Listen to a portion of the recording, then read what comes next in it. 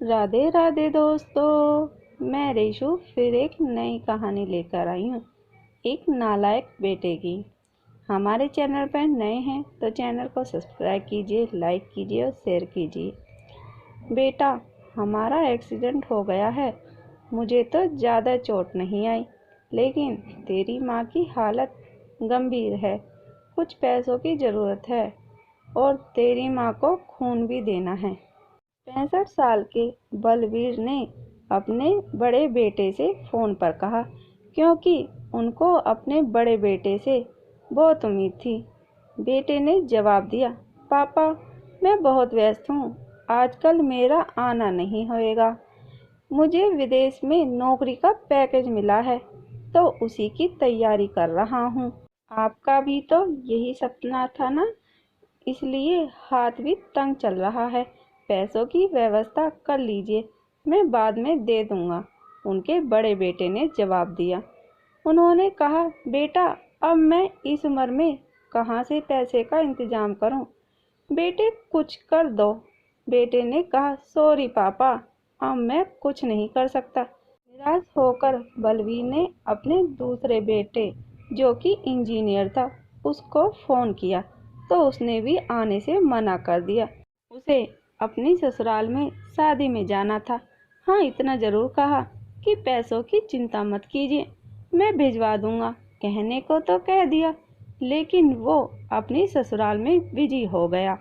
यह अलग बात है कि उसने कभी पैसे भिजवाए ही नहीं। उन्होंने मायूसी से फ़ोन रख दिया। अब उस नालायक को फ़ोन करके क्या फ़ायदा?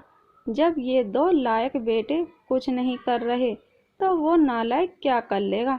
उनको अपने दोनों बेटों से ये उम्मीद नहीं थी। उन्होंने सोचा और बोझिल कदमों से अस्पताल में पत्नी के पास पहुँचे और कुर्सी पर बैठकर पुरानी बातें सोचने लगे। बलबीर जी स्कूल में शिक्षक थे। उनके 3 बेटे थे। बड़ा बेटा डॉक्टर और मंझला इंजीनियर था। दोनों की शादी बड़े घराने में हुई थी और अपनी पत्नियों के साथ अलग अलग शहर में रहते थे। दोनों बेटों की शादी भी उन्होंने खूब धूमधाम से की थी।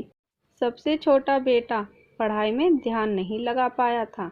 11वीं के बाद उसने पढ़ाई छोड़ दी और घर में ही रहने लगा। कहता था, मुझे नौकरी नहीं करनी, अपने माता पिता की सेवा करनी है। इसी बात पर बलबीर जी उससे बहुत नाराज रहते थे। उन्होंने उसका नाम ही नालायक रख दिया था।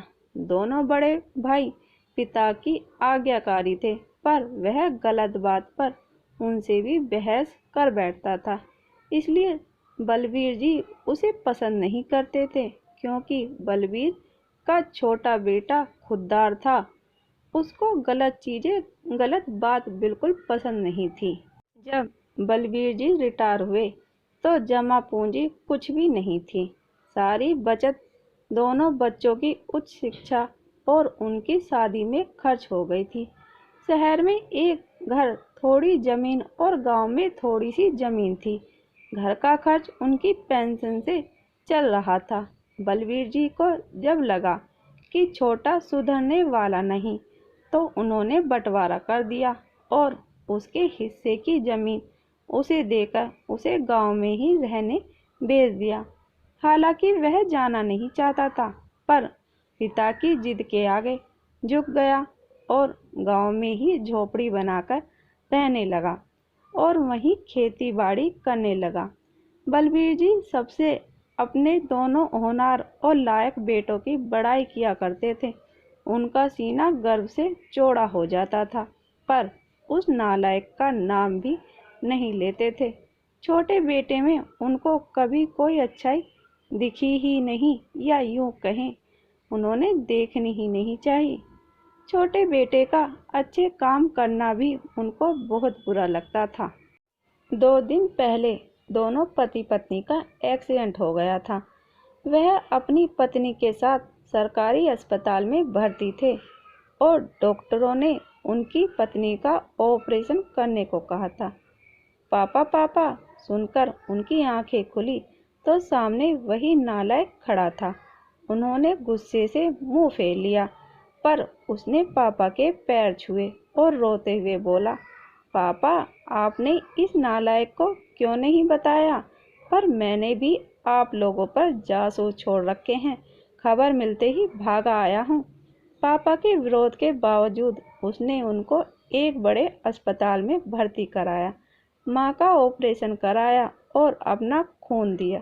दिन रात उनकी सेवा में लगा रहता। फिर एक दिन वह वहाँ से गायब हो गया। बलवीर उसके बारे में फिर बुरा सोचने लगे थे। फिर कुछ दिन में वह वापस आ गया। महीने भर में ही माँ एकदम भली चंगी हो गई थी। वह अस्पताल से छुट्टी लेकर उन लोगों को घर ले आया।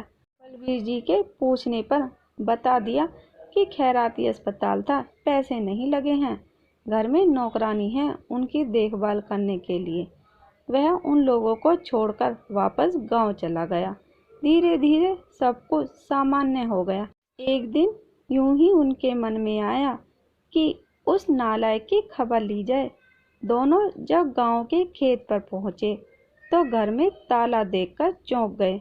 उनके खेत में काम कर रहे आदमी से पूछा तो उसने कहा, यह खेत अब मेरे हैं क्या?